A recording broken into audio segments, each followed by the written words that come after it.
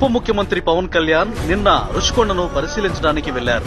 ఆ సౌధాన్ని పరిశీలిస్తుండగా కొన్ని బ్లాకుల్లో సీలింగ్ పాడైపోయి పెచ్చులుడి కింద పడిపోయి కనిపించింది. గోడలకు పైకప్పుకు పగుళ్లు ఏర్పడ్డాయి. ఇదేంటి ఇలా ఉంది అని పవన్ తన పక్కనున్న నాయకులను అడిగారు. పైకి మేడి పండులా కనబడి లోపల ఇంత నాసిరకంగా ఉండడం ఏంటని ప్రశ్నించారు. దీంతో వైసీపీ తన తప్పులను కప్పిపుచ్చుకునేందుకు పవన్ కళ్యాణ్ పై విష ప్రచారానికి దిగింది. పవన్ రాజకీయం చేస్తున్నారని, సీలింగ్ ను కావాలనే రంపంతో కోయడం వల్ల కింద పడిందంటూ సోషల్ మీడియాలో ప్రచారం చేయిస్తోంది.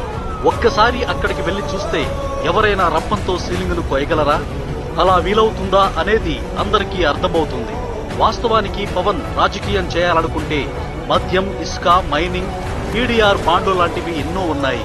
అవన్నీ కాదని సీలింగ్ కింద పడిందనే చిన్న అంశంతో తన స్థాయిని తగ్గించుకొని పవన్ రాజకీయం చేస్తారా అని నెటిజన్లు ప్రశ్నిస్తున్నారు. 453 కోట్ల రూపాయల ప్రజల సొమ్ముతో పటిష్టమైన భారతీ సిమెంట్తో జగన్ కట్టించిన రుషికొండ రాజసౌధంలోని అన్ని బ్లాకుల్లో సీలింగ్ కు రంధ్రాలు పడి వర్షపు నీరు పడుతోంది. చాలా చోట్ల సీలింగ్ పాడైపోయి పెచ్చులుడి కిందకు పడిపోయింది.